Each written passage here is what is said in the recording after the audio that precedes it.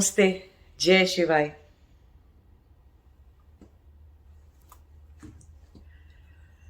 पिछले एक वीडियो में हमने समझा था कि विवाहित जीवन का क्या अर्थ है और विवाहित जीवन कैसे 4 पिलर्स पे टिका होता है ना। तो 4 पिलर्स में क्या क्या एक पिलर थे। पहला पिलर हो गया एक 25% जो हिस्सा है विवाहित जीवन का, वो आप अपने शारीरिक जरूरतों की पूर्ति के लिए निकालते हैं। ठीक है, एक दूसरे के साथ पति पत्नी है जो भी तो लाइफ पार्टनर है, वो सब ऐसे शारीरिक जरूरतें पूरी करने में। अब वो जरूरतें कपड़े पहनने की भी हो सकती हैं, कपड़े खरीदने की, और एक दूसरे के साथ सेक्स करने की, फिजिकल सेटिस्फैक्शन की जरूरतें, खाना खाने की, जो भी आपकी देह से शरीर से जुड़ी हुई जरूरतें हैं, 25% हिस्सा उसके लिए होता है। ठीक है, 25% आपका टाइम, आपकी चेतना उस चीज में, उस काम में लगती है। बाकी की 25% किस में लगती है? बच्चे को पैदा करने में या पालने में। ठीक है, जरूरी नहीं है कि सब लोग पैदा करके ही बच्चे को पालते हैं, बहुत सारे लोग गोद भी लेते हैं बच्चों को, बहुत सारे अनाथ बच्चे हैं दुनिया में। ठीक है, तो गोद लेकर भी पालते हैं। तो किसी की भी परवरिश करना है ना, किसी भी छोटे बच्चे की, उसको एक इंसान बनाना, उसको एक मनुष्य बनाना, एक अच्छा चेतन मनुष्य बनाना, तो वो एक जिम्मेदारी होती है। वो 25% एक जिम्मेदारी हो गई। तीसरी 25% की जिम्मेदारी होती है अर्थव्यवस्था को चलाना, है ना। घर के लिए, परिवार के लिए जो रिसोर्सेज चाहिए उनको इकट्ठा करना, समाज में जो योगदान करना है अपने काम से अपने स्किल से, अपनी बुद्धि से, अपने पढ़ाई लिखाई से जो भी योगदान करना है, तो वो पति और पत्नी दोनों को करना चाहिए। और जो भी आप काम कर सकते हैं, जिस भी फील्ड में, जिस क्षेत्र में, उसमें आपको काम करना चाहिए। पैसे की बात नहीं होती है। एक और मैंने वीडियो बनाया था बहुत पहले कि महिलाओं को काम करना क्यों जरूरी है। बात पैसे की नहीं होती कि बहुत घर में पैसा है तो काम करके क्या करेंगे, ऐसा नहीं है। अपना एक चेतन रहकर, बुद्धि में चेतना को रखकर जीने का एक तरीका है ना, जीने का एक साधन है संसारी लोगों के लिए कि काम करना चाहिए। कोई आपके सर पे हर टाइम रहेगा तो आपको चेतन रहोगे, आप गलतियां नहीं करोगे और ज्यादा पास्ट में, प्रेजेंट में इधर उधर हिलोगे नहीं, रहोगे, सीधे सीधे सीधे जीवन जियोगे। तो वो एक 25% हिस्सा हो गया।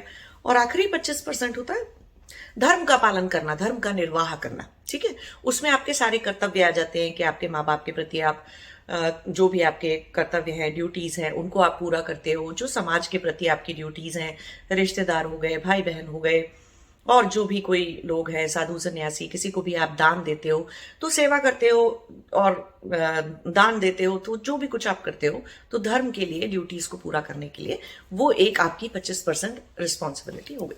तो इस तरह से हम जो है चार चार भागों में डिवाइड करते हैं कि वैवाहिक जीवन जो है उसकी ये 4 रिस्पॉन्सिबिलिटीज होती हैं। तो एज लास्ट टाइम हमने बात की थी पिछले वीडियो में कि कैसे वो दैहिक संबंध बनाना, उसमें नैतिकता अनैतिकता का क्या प्रश्न है, कहाँ तक है। तो आज हम बात कर रहे हैं, अभी उससे थोड़ा सा एक और लेवल नीचे जाते हैं, खराब लेवल पे जा रहे हैं। अच्छे नहीं, सुनने से अच्छा लगता है ये लेवल, लेकिन एक्चुअली अच्छा है नहीं, और ज्यादा बिगड़ा हुआ रूप है। वो क्या कि आपको अपने विवाहित पार्टनर के अलावा किसी और से आपको प्यार हो जाता है और आप एक्स्ट्रा मैरिटल चला लेते हो, है ना। एक्स्ट्रा मैरिटल का मतलब सिर्फ किसी और के साथ फिजिकल रिलेशनशिप रखना नहीं होता है। एक्स्ट्रा मैरिटल का मतलब कई बार अफेयर चलाना, जिसे आप लव अफेयर कह देते हो, है ना। तो अफेयर का मतलब क्या है? बिजनेस, अब व्यापार अंग्रेजी शब्द है, उसका मीनिंग उठा के देख लीजिए आप। तो आप जो है अपना पूरा भावनाओं से उलझ जाते हो कहीं पर, तो राग हो जाता है आपको किसी, कहीं और बेबी राग दिखाने लग जाते हो आप। तो अब बहुत सारी परेशानियां आती हैं। तो हम सबसे पहले उन लोगों की यहाँ पर बात करेंगे, अब चाहे वो कोई भी हो। मैं यहाँ पर फिर से जेंडर की बात नहीं करूंगी कि आदमी को आदमी से हो जा रहा है या स्त्री को स्त्री से या पुरुष को पुरुष से, वो सब बातें हम नहीं कर रहे हैं। कोई भी जेंडर है, आपके मन में जो, चित्त में जो है, वो तो जेंडर से उसका कोई खास लेना देना इतना होता नहीं है, जब तक कि आपने ऐसी अस्मिताएं ना बना रखी हो, देह से जुड़ी हुई अस्मिताएं। तो हम इसलिए जेंडर की बात नहीं कर रहे हैं यहाँ पर, कोई भी है आप। अब यहाँ पर ये प्रश्न आता है बहुत सारे लोगों का कि मुझे तो किसी और की पत्नी से प्यार है या किसी और के पति से मुझे प्यार है, तो ये कितना नैतिक है या अनैतिक संबंध है, क्या इससे कर्म के बंधन बनते हैं, क्या इससे बंधन बनता है, क्या ये खराब कर्म है, और बहुत सारे ऐसे प्रश्न दिमाग में उठते हैं और लोग बहुत पूछते हैं ये वाली चीज। और कहीं पर तो कोई रूल बुक, गाइडलाइन बुक विवाह के ऊपर किसी ने बना नहीं रखी है कि समझा दें किसी को बैठ के कि ये सब चीजों को हैंडल कैसे करना है ना। आध्यात्म के, एक आत्मा होने के, एक मनुष्य होने के नाते ये सब चीजों को कैसे हैंडल करना है, कैसे देखना चाहिए, सही दृष्टिकोण क्या है ये सब चीजों के प्रति। तो अब हम बात आ जाते हैं कि प्रश्न ये है कि ये सब कुछ करना, ऐसे प्रेम संबंध बनाना, ऐसे प्यार के संबंध बनाना, ऐसे एक्स्ट्रा मैरिटल चलाना, अफेयर चलाना किसी और की पत्नी या किसी और के पति के साथ, वो कितना नैतिक या अनैतिक है। तो अब यहां पर प्रश्न ये नहीं है कि आपके वो राग का प्रदर्शन जो आप कर रहे हैं वो कितना नैतिक या अनैतिक है या उसमें क्या अनैतिकता है, ये प्रश्न नहीं है। यहाँ पर सही दृष्टिकोण इस बात को देखने का ये है कि आपके अंदर इतना राग है ही क्यों। सबसे बड़ी अनैतिक बात जो यहां पर है, अध्यात्म की दृष्टि से, एक आत्मा होने की दृष्टि से, एक मनुष्य होने की दृष्टि से सबसे बड़ी बात यह है कि आप में इतना राग है ही क्यों। नहीं फर्क पड़ता फिर इससे कि आप किसके ऊपर उसका प्रदर्शन कर रहे हो। वो किसी के पति है, किसी की पत्नी है, कोई आपका बच्चा है, कोई रिश्तेदार है, कोई पड़ोसी है, कोई जानवर है, कोई घर में कुत्ता पाल रखा है, बिल्ली पाल रखा है, कुछ भी है, इतना राग है क्यों। प्रश्न ये है, प्रश्न किसी सामने वाले का नहीं है। यहां पर तो अपने आप को देखना होता है कि इतना राग है कि जो घर में व्यक्ति था आपके, जो भी आपके पति या पत्नी हैं, उनके ऊपर वो आपको इतना स्पेस नहीं दे रहे हैं, इतना मीडियम नहीं बन रहे हैं आपके उस राग के अभिव्यक्त करने का, राग की अभिव्यक्ति का, जो कि आपको प्यार और बहुत अच्छी चीज नजर आती है, जबकि वो आपकी भावनाओं का सिर्फ बिगड़ा हुआ स्वरूप है और तो कुछ है नहीं वो। और जो है आप उससे सिर्फ दुख बनाने वाले हैं, बहुत बड़ा दुख बनाने वाले हैं। तो किसी पर भी राग दिखाइए। तो बात यहां पर ये नहीं होती कि दूसरे को देखें हम कि अरे दूसरे की पत्नी या दूसरे के पति के साथ आपने राग लगा लिया या उसके ऊपर राग का प्रदर्शन कर दिया या उसको देख रहे हैं आप या कुछ भी है, संबंध बना रहे हैं, रिश्ता बना रहे हैं, चाहे दैहिक संबंध बना रहे हैं, नहीं बना रहे हैं आपका, लेकिन चित्त से, बात तो सारी चित्त की है ना। तो आप चित्त से क्या कर रहे हैं, वो एक सबसे बड़ी बात है समझने की। देह से क्या करते हैं, क्या नहीं करते हैं, वो उतना बड़ा उस पर हो हल्ला करने की और उतना बड़ा मैटर बनाने की देह की चीजों को जरूरत नहीं होती है जीवन में, ठीक है। और करना भी नहीं चाहिए। देह में चेतना इतनी नहीं रखनी चाहिए ना, देह से चेतन होकर इतना नहीं जीना चाहिए। हाँ, स्वस्थ रहिए और अच्छे से रहिए, ठीक से रहिए और उतना शरीर को संभाल के रखिए कि योग तपस्या साधना कर पाए। बाकी देह में चेतना, हर बात को देह से जोड़ के नहीं देखना चाहिए। तो इसलिए यहाँ पर ये वाला प्रश्न है कि आप भाई राग इतना क्यों कर रहे हैं। अब हम अलग अलग केसेस की बात कर लेते हैं ना, अलग अलग परिस्थितियों की और अलग अलग सिचुएशंस जो लोग फेस करते हैं, अभी हम उनकी बात करते हैं। तो अब सबसे पहले ऐसे लोगों पे हम आ जाते हैं जिसमें कि दो व्यक्ति जो एक दूसरे पर अपने पार्टनर के अलावा राग दिखा रहे हैं, है ना, वो दोनों ही शादीशुदा हैं सपोज, ठीक है। मान लीजिए वो एक पत्नी है किसी की और उनको किसी और के पति से राग हो गया, तो दोनों ही परिवार, घर परिवार के बीच में दोनों लोग शादीशुदा हैं, बच्चे हैं, घर परिवार संसार चल रहा है। ऐसे लोग अपना राग बहुत लंबे टाइम खींच लेते हैं। क्यों? उनमें से कोई भी उस 75% को छोड़ना नहीं चाह रहा है ना। और दोनों ही लोग बहुत ही असत्य का जीवन धारण करके असत्य के साथ जीने वाले हैं, झूठ का जीवन जीने वाले हैं। क्यों? कि जब आप भले ही किसी के साथ आप 10 मिनट, आधा घंटा, 1 घंटा कहीं बाहर, शादी के बाहर अगर आपकी जरूरत है या आपको किसी कारणवश करना पड़ रहा है या कुछ हो गया और आपने बाहर किसी के साथ शारीरिक संबंध बना लिया, अपनी शरीर की देह की जरूरत के लिए, पूर्ति के लिए आपने कोई चीज कर ली, 1 घंटे, आधा घंटे, कुछ भी, तो उससे आपकी 24 घंटे की प्राण ऊर्जा नहीं लग रही उसके अंदर, है ना। लेकिन अगर आप कहीं पर राग का प्रदर्शन कर रहे हैं, फिर देखिए आपकी 24 घंटे कितनी प्राण ऊर्जा उसमें लगती है। मैसेज किए जा रहे हैं, कॉल किए जा रहे हैं, घंटों घंटों बेकार की बातें किए जा रहे हैं, घंटों वो भावनाओं के समुंदर में गोते खाए जा रहे हैं और बहुत सुहानी लग रही हैं वो सब चीजें। और वो बहुत ही उस प्रेम में, या राग में कोई बहुत तो दिव्यता नजर आ रही है, कोई तो जन्म जन्मांतर का संबंध नजर आ रहा है। अरे थोड़े दिन रुको, उसके बाद बहुत जोर से द्वेष निकलेगा अंदर से, क्योंकि राग है ये। अपने आप से दुश्मनी बनाओगे, सामने वाले से दुश्मनी करोगे, द्वेष निकालोगे, राग है तो द्वेष बनेगा ही बनेगा। और फिर विक्टिम विक्टिम खेलोगे कि इसने तुमने मेरा फायदा उठाया, मैंने तुम्हारा फायदा, तुमने वो कहेगा तुमने मेरा फायदा उठाया, तुमने ऐसे नहीं किया। तो जहां बात काबू से बाहर हुई वहां द्वेष आएगा ही आएगा, है ना। तो ये वो तो अब ऐसे लोग जो राग राग द्वेष द्वेष खेल रहे हैं अभी, फिर वो चाहे शादीशुदा है या वो बिना शादी के हैं, बिना विवाहित हैं, और कुछ भी हैं, उससे फिर फर्क ही क्या पड़ता है? कोई फर्क नहीं पड़ता है। अध्यात्म के योग के मार्ग पर ऐसे लोग अपना अध्यात्म के मार्ग पर जा ही नहीं सकते, सीधी सी बात है। क्योंकि इतना राग द्वेष अभिनिवेश खेलना है और इतना डर है अंदर कि सच नहीं बोल के जीवन जी नहीं सकते हैं, सत्य का धारण नहीं कर सकते हैं, तो झूठ पे जी जा रहे हैं। क्यों? कि कोई भी पार्टनर, कोई भी लाइफ पार्टनर ये थोड़ी इस बात के लिए कोई बड़े आराम से स्वीकृति थोड़ी दे देगा कि हाँ हाँ ठीक है, तुम अपना एक्स्ट्रा मैरिटल चला लो, हाँ तुम अपना लव अफेयर चला लो, किसी दूसरे मैरिड व्यक्ति के साथ चला लो, शादीशुदा व्यक्ति के साथ चला लो, ऐसा तो कोई स्वीकृति तो नहीं दे रहा है। ठीक है, तो झूठ ही बोल रहे होंगे ना, घर के अंदर असत्य ही चल रहा होगा, 24 घंटे झूठ बोल रहे होंगे, फोन छुपा रहे होंगे, ईमेल छुपा रहे होंगे, क्या नहीं कर रहे होंगे। तो बेकार का वो सब ड्रामा है। वो लोग अपना आध्यात्म पे चलने लायक लोग नहीं है अभी, है ना, अभी उस स्थिति तक नहीं पहुंचे, तो उनकी हम और बात ही क्या करें। लेकिन हाँ, राग है तो द्वेष भी बनेगा। और कोई बहुत समझदार पति पत्नी ऐसे, अभी वैसे तो मुझे देखने को नहीं मिले लेकिन कोई बहुत समझदार पति पत्नी होते होंगे तो वो शांति से बैठ जाएंगे, अच्छा ठीक है कर लो, कितने दिन करोगे देखते हैं, ठीक है कितने दिन चलाओगे तुम अपना ये राग, थोड़े दिन बाद तुम ही चिढ़ रहे होगे, तुम ही दुखी होगे और तुम्हारा ही दिल टूटेगा और तुम्हारे ही सारे आंसू बहेंगे, उसके बाद खून के आंसू रोगे अभी तुम, क्योंकि तुम राग से खेल रहे हो। तो आग से खेलोगे तो हाथ जलेगा जलेगा। तो राग वो आग ही है, द्वेष दूसरी आग है, उसका आग की जो जलन है तो बाद में जो होती है वो द्वेष है। तो इसलिए वो सब लोगों के बारे में तो कोई और बात करने का मतलब नहीं है। अभी हम बात कर लेते हैं कि मान लीजिए कोई सिंगल है। सिंगल का मतलब है कि अब वो अनमैरिड है, कभी विवाह नहीं किया उन्होंने, और या फिर अब मतलब डिवोर्स्ड हैं, तो सिंगल है मतलब कि उनकी लाइफ में और कोई पार्टनर नहीं है। ऐसे लोगों को जब किसी अब चाहे वो महिलाएं चाहे पुरुष हैं, अब ऐसे लोगों को अगर किसी विवाहित व्यक्ति से ऐसा प्यार हो जाता है और राग निकलने लग जाता है, ठीक है, तो अब वो लोग, ऐसे लोग क्या करने की कोशिश करते हैं, वो कहते हैं तुम वहां क्यों जी रहे हो, उनके साथ क्यों जी रहे हो, जब तुम्हें प्यार ही नहीं है तो तुम प्यार के लिए ये छोड़ दो, अपना घर छोड़ दो, वो 75% पे ध्यान मत दो। सीधी बात है, ये कह रहे हैं।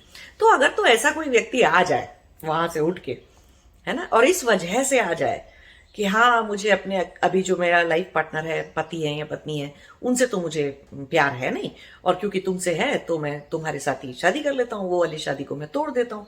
तो अगर ऐसा कोई कर ले तो वो बहुत महामूर्ख व्यक्ति है, उसके साथ कभी रहिए मत। क्यों?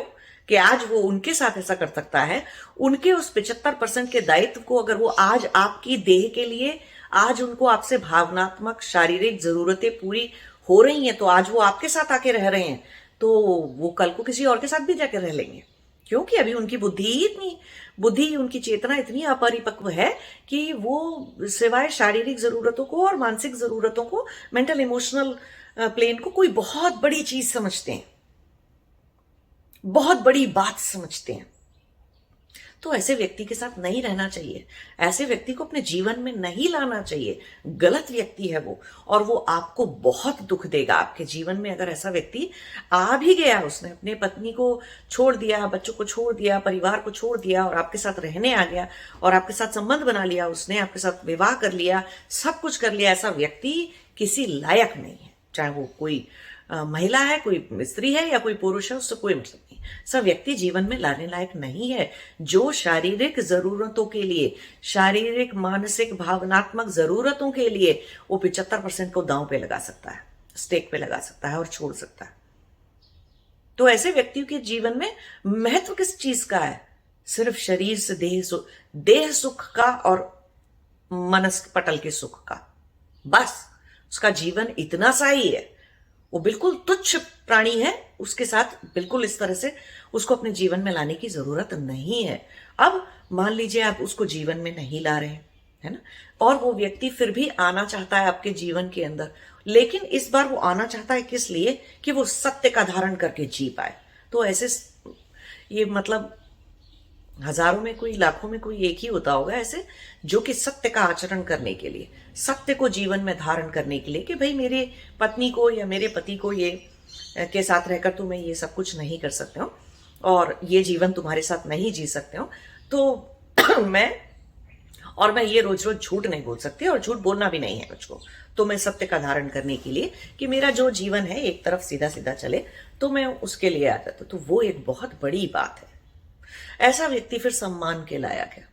लेकिन बहुत ध्यान रखिएगा, अगर आप सत्यवादी हैं और सत्य का धारण करने वाले हैं, सत्य का आचरण करने वाले हैं, तो आपको समझ में आएगा कि वो व्यक्ति जो आपको ये कह रहा है कि वो सच की जिंदगी जीना चाहता है, सच्चाई की जिंदगी जीना चाहता है, ठीक है, और सत्य का धारण करना चाहता है, इसीलिए आपके जीवन में आना चाहता है, तो आपको परखना आना चाहिए।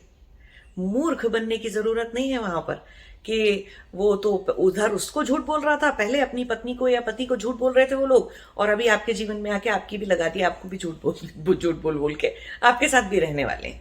तो व्यक्ति कितना झूठा है, कितना असत्य बोलने वाला व्यक्ति है, ये बात की परख होना बहुत जरूरी है।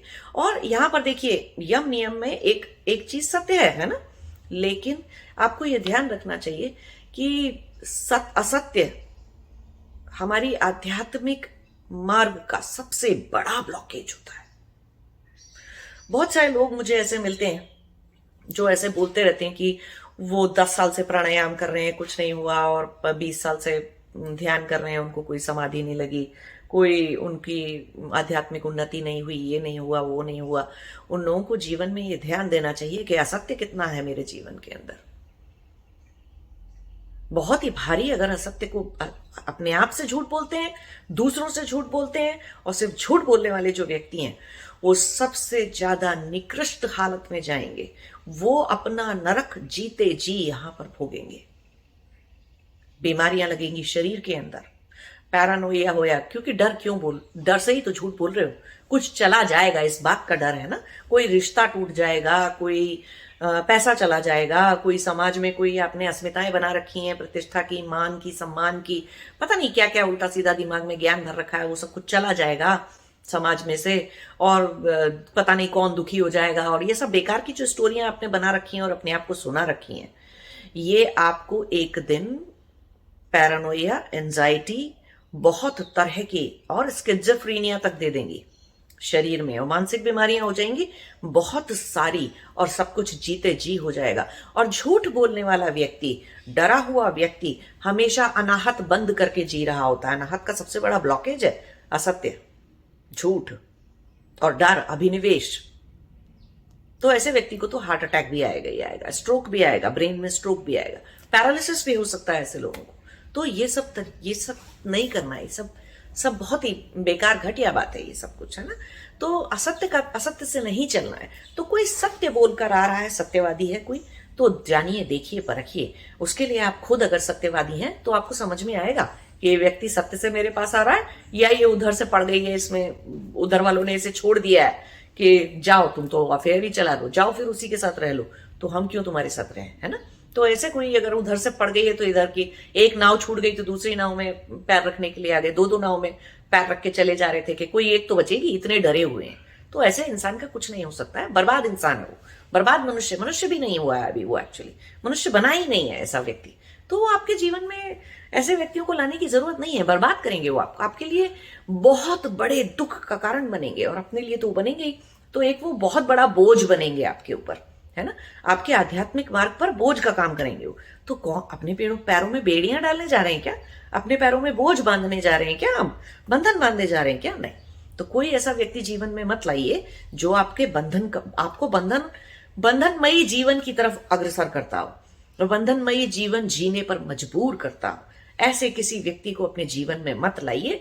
भले ही आपको राग का प्रदर्शन करना है, करिए, शारीरिक जरूरतें किसी के साथ पूरी करनी है, करिए, जीवन में नहीं लाना है। मानसिक रूप से ऐसे व्यक्ति का धारण नहीं किया जा सकता जो असत्य बोलता है। और आप खुद सोचकर देखिए अगर आप योग की, अध्यात्म की यात्रा कर रहे हैं अपनी, और आप उस मार्ग पर चल रहे हैं, साधना तपस्या करने की कोशिश कर रहे हैं, यम नियम का आप पालन कर रहे हैं, सत्य का धारण आपने खुद ने किया हुआ है, तो आप ऐसे व्यक्ति को अपने जीवन में लाकर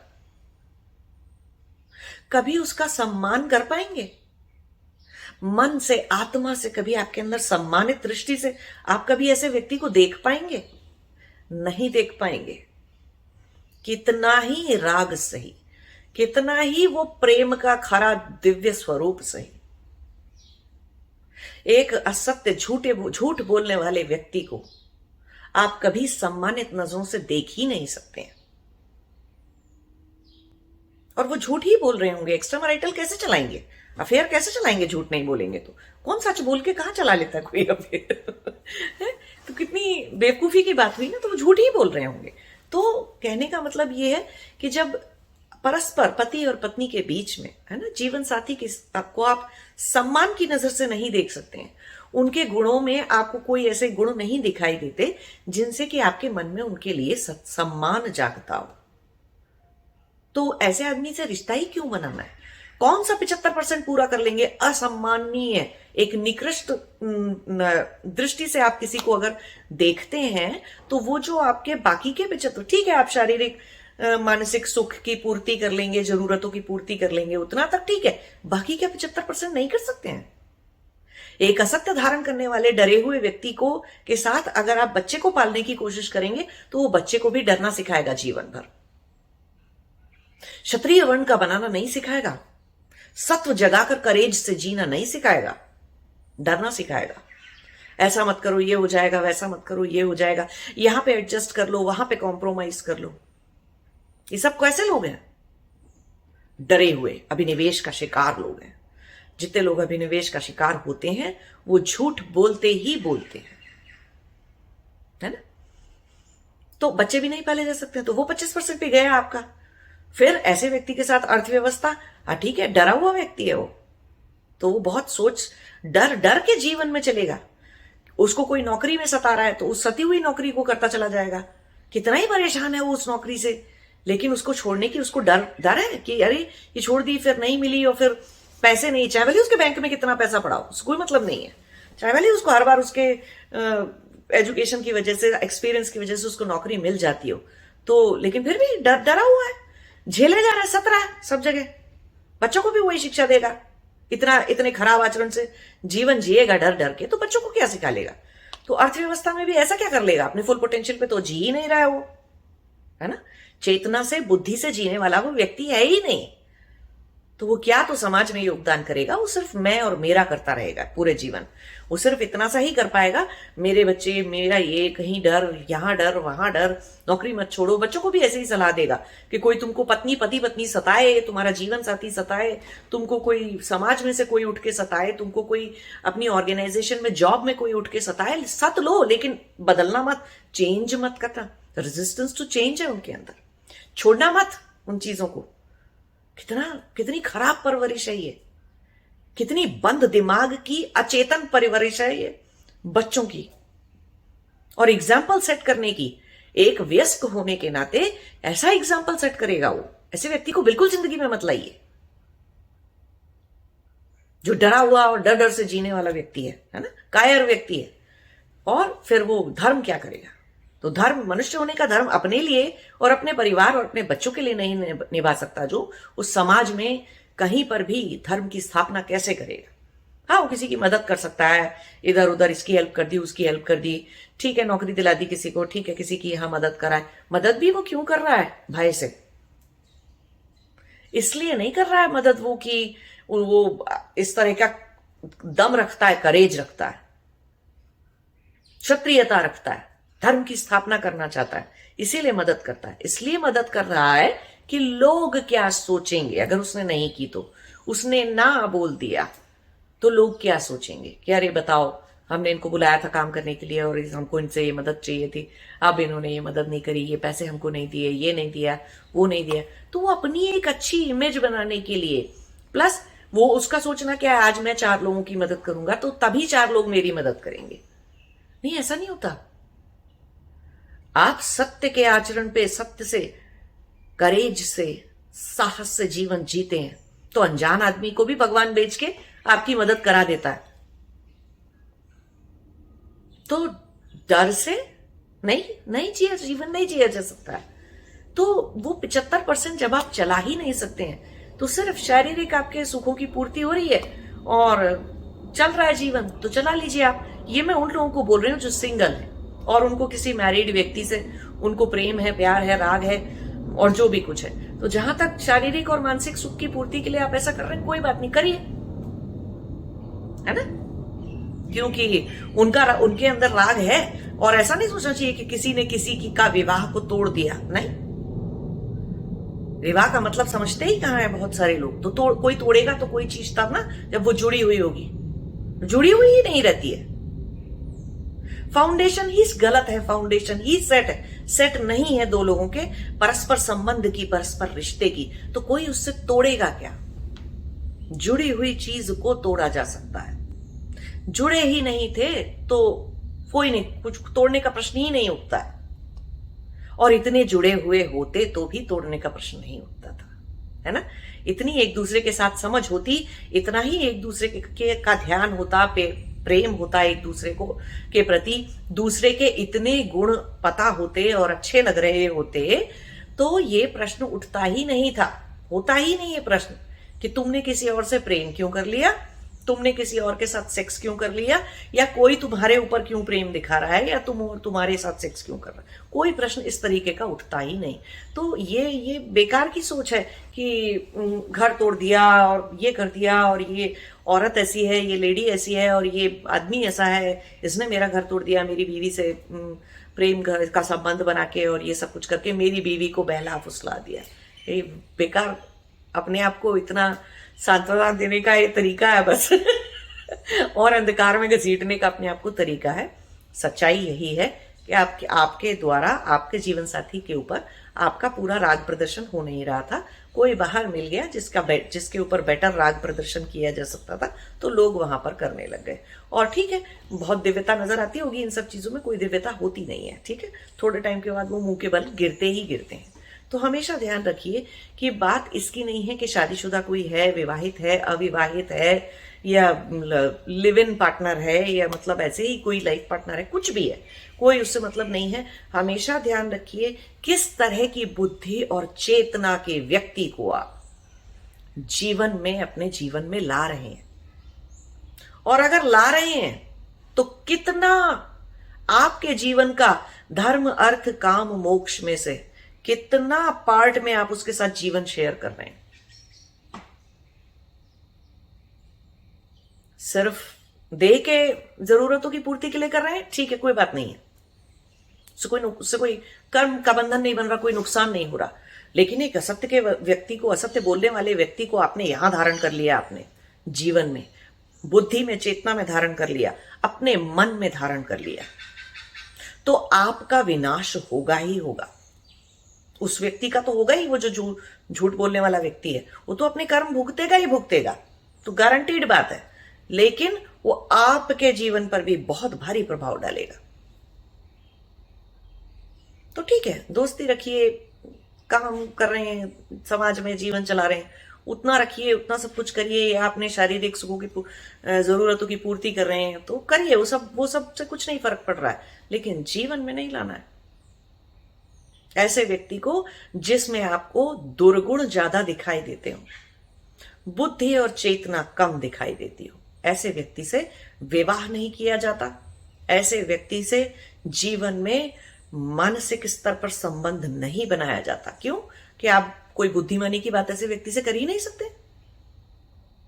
जो व्यक्ति हर वक्त आपकी देह देखता रहता हो, जो हमेशा आपसे सिर्फ एक इमोशनल रिस्पॉन्स मांगता रहता हो, अपने राग के प्रदर्शन का रिस्पॉन्स मांगता रहता हो, उस व्यक्ति के साथ जीवन कैसे जिया जाता है?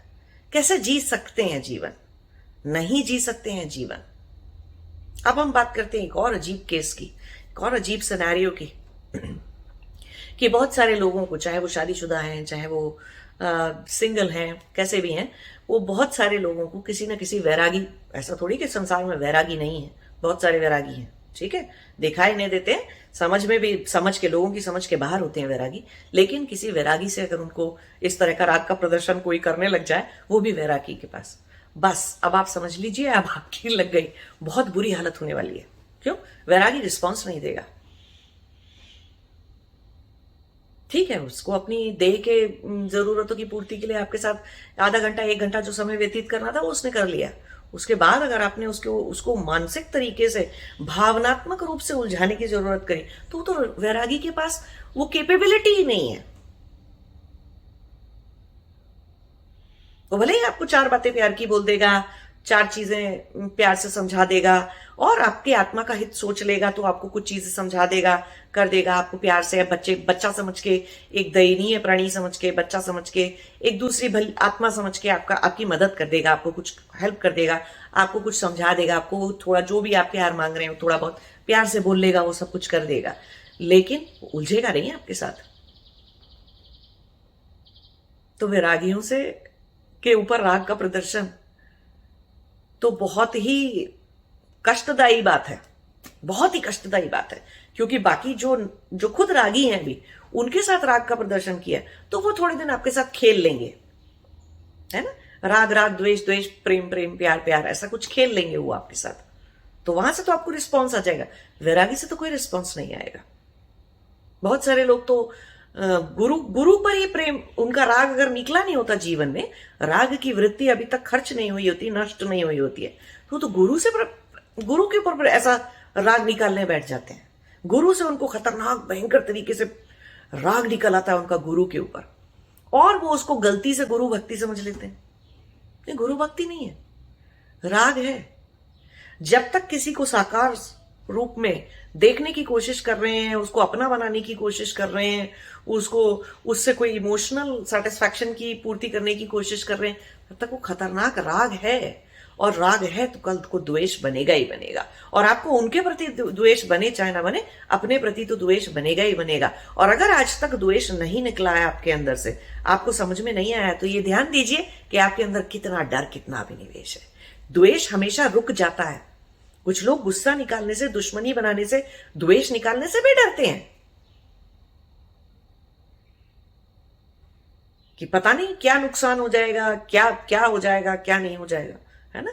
तो देखिए कि आजकल की, पहले के जो पति पत्नी के संबंध होते थे, या माँ बाप के अपने बच्चों के साथ संबंध होते थे, मैं अपनी ही बात कर रही हूं, अपने टाइम की ही बात कर रही हूं, वो सब कुछ सत्य पर आधारित थे। हम बच्चों को भी यही सिखाया गया था कि कुछ भी कर लो, झूठ मत बोलना,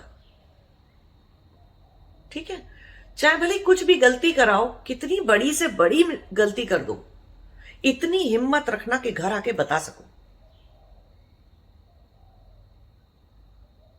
इतनी हिम्मत रखना, जिम्मेदारी लेना उस चीज की जो किया है अपना कर। झूठ बोलकर पनिशमेंट से और जिम्मेदारी से बचना मत। तो हर रिश्ते का आधार सत्य था, सत्य ही होता है, पहला आधार है वो। लेकिन आज की डेट में बहुत सारे बच्चे अपने माँ बाप से झूठ बोलते जाते हैं, पूरे टाइम झूठ बोलते रहते हैं। क्यों? इसलिए नहीं कि बच्चे जिम्मेदारी लेने से डर रहे हैं, इसलिए नहीं कि बच्चों को कोई आपके सामने सच बोलने में कोई डर आया हुआ है, डर से नहीं। आप सत्य झेल नहीं पाएंगे, आप माता पिता होने के नाते सत्य झेल ही नहीं सकते हैं। रोने पीटने, ड्रामा करने और भावनात्मक ड्रामा करने, इमोशनल ड्रामा करने के लिए आप बैठ जाएंगे, तो बच्चों को आपका ना नॉनसेंस और ड्रामा नहीं चाहिए। बच्चों को आपकी रूढ़िवादी सड़ी गली मानसिकता भी पता है, आप किस तरह के व्यक्ति हैं, किस तरह का आचरण रखते हैं, आप खुद कितना सत्य का धारण करते हैं, ये बच्चों ने जीवन में आपको करते देखा है। तो जब आप ही इतने असत्य बोलने वाले डरे हुए व्यक्ति हैं, तो आपके सामने कोई सत्य आके क्या बोलेगा? क्योंकि आप पे तो सत्य झेलने की हिम्मत ही नहीं है। लग्जरी है एक बहुत बड़ी, ट्रूथ है ना। तो ये बात आज की डेट में पति पत्नी के बीच में भी है। पति पत्नी का रिश्ता मैं देखती हूं आज की डेट में चलाया ही नहीं जा सकता। कोई भी रिश्ता फॉर दैट मैटर चलाया ही नहीं जा सकता है जब तक कि मतलब उसमें झूठ ना बोला जाए। तो पहले सच बोलने से, सच नहीं बोलने से रिश्ते टूट जाया करते थे, आज सच बोलने से टूट जाते हैं। कहीं कोई सच बोल दो तो पता चला पत्नी को ड्रामा आ रहा है, इमोशनल ड्रामा पूरा, भावनाएं इतनी उसकी बिगड़ी हुई हैं, वृत्तियां, वो आत्महत्या करने जा रही है कि अच्छा तुमने अफेयर चला लिया, अब मैं आत्महत्या करूंगी, है ना? या फिर कोई और तरीके से कंपेंसेशन मांग रही है कि अच्छा बार बार सुना सुना के 8 साल 10 साल तो उसको कोई कंपेंसेशन चाहिए कि तुमने ये किया, तुमने ये किया, तुमने ये किया, तुमने ये किया। कितनी बार याद दिलाओगे तुमने ये किया, तुमने ये किया। बहुत सारे पति हैं ऐसे, पत्नियों को हर वक्त इस बात से बोलते रहना कि तुम तो चली गई थी, तुमने तो ये कर लिया, तुमने तो वो कर लिया। अरे इतनी परेशानी छोड़ दो, इतनी हिम्मत है, डरे हुए नहीं हो, खुद सत्य का आचरण करते हो तो छोड़ दो। तो जितने भी लोग ये सब राग का बिजनेस चला रहे हैं शादीशुदा लोगों के साथ इधर उधर, उनको आज नहीं तो कल सत्य का धारण तो जीवन में करना ही पड़ेगा, है ना? तो छोड़ना पड़ेगा ऐसे व्यक्ति को जो असत्य का धारण करके बैठा है। छूट जाएगा वो आपसे, मानसिक रूप से, आपके चेतना से, आपकी बुद्धि से और आपके जीवन से, आपके कर्मों से, हर तरह से छोड़ना पड़ेगा आपको उस व्यक्ति को। हाँ, आप योगी हो गए, समाधि लग गई आपको और कुछ हो गया और फिर आप कुछ तो, तब तो कोई उलझने का सवाल नहीं उठता है, आप कहीं भी करिए, कुछ भी करिए।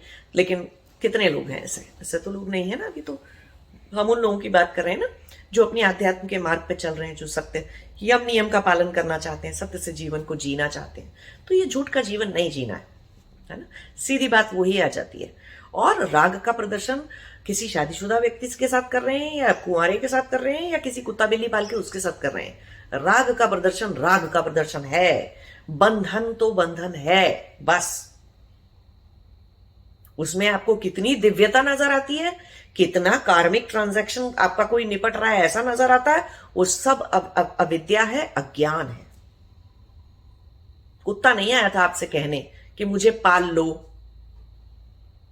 और अपने राग का प्रदर्शन मेरे ऊपर कर लो। मैं वो आत्मा हूं जो पिछले 4 जन्मों पहले तुम्हें मिली थी और मैंने तुम्हें रोटी दी थी, आज तुम मुझे रोटी खिला दो। फिर कुत्ते बिल्ली आपसे कहने आते हैं ऐसे?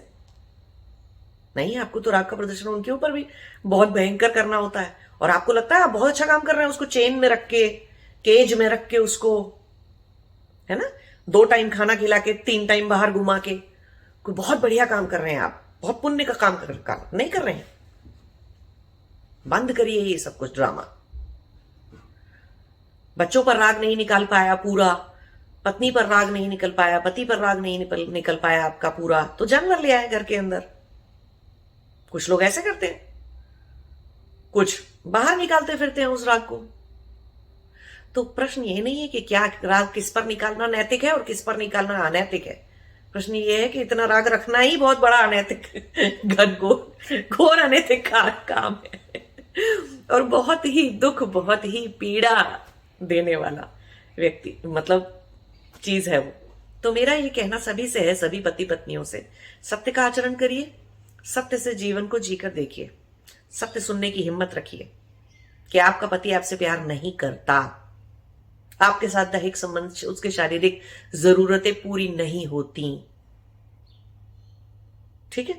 और पत्नी है कोई तो वो भी, पति है कोई तो वो भी सुनने का अपना वो रखिए, हिम्मत रखिए सत्य को सुनने की। फिर जी सकते हैं तो जी जाइए उनके साथ, क्योंकि सिर्फ इतनी सी बात तो नहीं थी कि किसी के शरीर की दैहिक या मानसिक उसके लिए आप जीवन गुजारने निकले थे, लाइफ पार्टनर ढूंढने निकले थे और शादी करने निकले थे, ऐसी बात तो नहीं थी, है ना। और भी चीजें थी, और भी बाकी का 75% का ध्यान रखना था। तो या तो माफ कर दीजिए उनको, सच्चे मन से, सच्चे दिल से माफ कर दीजिए उनको, ऐसे लोगों को, अपने इस तरह के साथी को, ऐसे व्यक्ति को माफ कर दीजिए और जाइए। और झेल सकते हैं तो झेल के दिखा दीजिए, अपने उस बाकी के 75% पे फोकस करिए, अपनी लाइफ की जरूरतों पे और चीजों पे फोकस करिए और जीवन को जी जाइए। क्योंकि कोई और बहुत अच्छा पार्टनर मिल जाएगा, कोई और बहुत अच्छा मिलेगा, कोई और आपके साथ ऐसा नहीं करेगा या किसी दूसरे के साथ ऐसा नहीं करेगा, उसके लिए आपको वैरागी ढूंढना पड़ेगा। लेकिन तब आप में हिम्मत नहीं है उतनी या किसी वैरागी के साथ आप जी जाएंगे। तो अच्छा इंसान का क्या क्या डेफिनेशन क्या है? और अच्छे अच्छे पार्टनर की रागी ही तो ढूंढ रहे हैं, तो आप पर राग दिखाएगा तो किसी और पर भी तो दिखा सकता है, क्योंकि उसके अंदर राग है। कुत्ते बिल्ली जानवर बच्चे पेड़ पौधे घर प्रॉपर्टी संपत्ति पैसा ऐश आराम दुनिया भर की कंज्यूमरिज्म, किसी भी चीज पर राग दिखा सकता है वो व्यक्ति, क्योंकि रागी ही तो ढूंढ रहे हैं आप। तो एक्सपेक्ट करिए ये सब। कौन सा आप महात्मा या वैरागी ढूंढने बैठे थे निकले थे? है ना? तो सत्य का आचरण करिए, सत्य के साथ जीवन जीना है आपको, असत्य का धारण नहीं करना है, और सच बोलने की सच सुनने की हिम्मत रखिए। ठीक है? वो आपके लिए कोई अपमानजनक, हमारे लिए कोई अपमानजनक बात नहीं हो जाती है कि हमारे पार्टनर ने लाइफ पार्टनर ने किसी और के ऊपर राग निकाल दिया। अरे अच्छा किया निकाल दिया किसी और के ऊपर, कल का निकालता आज निकाल ले। जानवर पे, कुत्ते बिल्ली पे, किसी दूसरे मनुष्य पे, किसी चीज पे भी, जिस पे भी वो राग की वृत्ति को खर्च कर रहा है, अरे करने दीजिए। देखिए तो सही कितने टाइम करेगा या करेगी, कितने टाइम होगा ये सब कुछ। राग की वृत्ति खर्च हो जाती है, उस राग की वृत्ति से जो वो दूसरे सामने वाले किसी और घर के बाहर परिवार के बाहर वाले व्यक्ति को जो भी फायदा मिल रहा है लेने दीजिए। क्यों? कि वो उसके द्वेष का भी शिकार बनेगा। बेचारे को उतना कंपेंसेशन तो मिलने दीजिए। है ना? जो आज राग झेल रहा है किसी का, वो उसका द्वेष भी झेलेगा। किसी के ऊपर राग अगर आप पॉइंट करते हो, एक्सप्रेस करते हो, प्रोजेक्ट करते हो, द्वेष भी उसी पर प्रोजेक्ट करोगे, अभिनिवेश भी उसी पर प्रोजेक्ट करोगे, बहुत सारी वृत्तियां आप उसी व्यक्ति पे प्रोजेक्ट करोगे। जितनी आपके अंदर सारी खराब वाली वृत्तियां हैं उसी पर प्रोजेक्ट करने वाले हो आप। तो कर लो, कर लेने दीजिए। तो दुखी होने की कोई जरूरत नहीं है कि मेरे हस्बैंड का अफेयर हो गया, या ऐसे भी कुछ लोग मुझे, ऐसी भी कुछ महिलाएं मुझे मिली हैं जीवन में, जिनको की शादी हो गई और बच्चे हो गए, बाद में उन्हें बहुत खराब तरीके से, बहुत दुर्घटनापूर्ण तरीके से ये पता चला कि उनका पति गे है ना?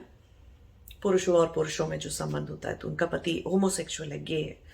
ऐसे लड़कियों की भी ऐसे ऐसे पति भी बहुत सारे मुझे मिले, जिनको शादी के बाद, विवाह के बाद ये पता चला कि उनकी पत्नी जो है वो लेस्बियन है। तो अब क्या करेंगे बताइए? तो पहली बात तो ये बहुत गंदा गंदा ड्रामा है, ये बहुत ही संसार का बहुत बुरा वाहियात खेल है ये, झूठ बोलकर शादी करना, है ना?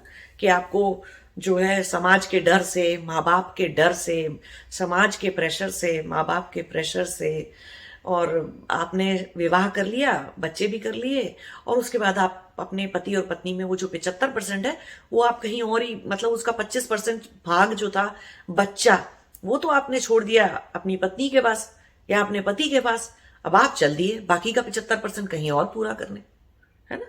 बहुत खराब दुर्गति बनाने वाली ये, असत्य को झूठ बोलने वाली बहुत खराब कर्म है ये। ठीक है?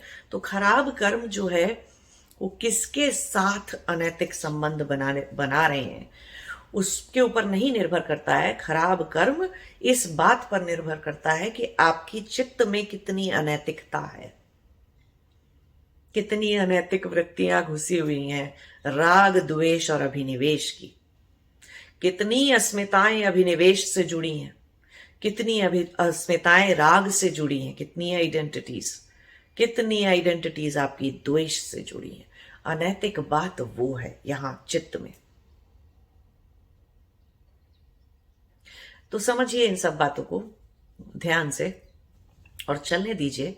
अगर आपके पति या पत्नी का कहीं पर कोई ऐसा लव अफेयर है, कहीं कोई राग का प्रदर्शन, कोई मूर्खता हो रही है, होने दीजिए, सब बंद हो जाएगा थोड़ा टाइम बाद। साल 2 साल 4 साल 5 साल कुछ नहीं चलता है, और वो बहुत रोते पीटते घर वापस आ जाएंगे। ऊपर से द्वेष और बना लेंगे और बहुत दुखी भी हो जाएंगे। तो खेल लेने दीजिए। उतनी अगर आपकी चेतना परिपक्व है तो झेल जाइए उस चीज को, और नहीं झेल सकते हैं, आपके स्वाभिमान, आपके आत्मसम्मान पे चोट लग गई है, तो डर से उस रिश्ते में मत रहिए, खत्म कर दीजिए उस रिश्ते को। अगर आप डर से रुके हुए हैं उस रिश्ते के अंदर कि चार लोग क्या कहेंगे, बच्चों के लिए साथ में रहना, नहीं ये सब कोई बहुत अच्छा एग्जाम्पल सेट नहीं हो रहा है बच्चों के सामने, ठीक है, कि एक कहीं राग का प्रदर्शन करने कहीं और चला गया और दूसरा रो रो के अपनी हालत खराब कर रहा है, या भावनात्मक भंवर में हर टाइम दुखी ही रहता है, डिप्रेशन में जा रहा है।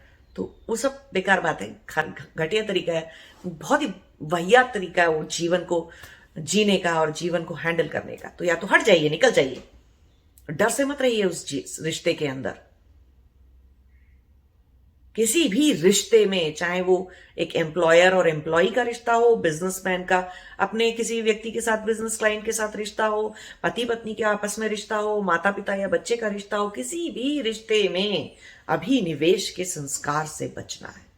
सबसे खराब संस्कार है, मनुष्य की अधोगति की आखिरी स्तर है वो। बस उससे पशु, उसके बाद सिर्फ शरीर ही बदलना बचा है पशु का, शरीर ही पशु का होना बचा है, साथ कोई और तरीका नहीं, कुछ और नीचे गिरने की कोई और जगह नहीं है। फिर डर से जीना, चेंज से डरना,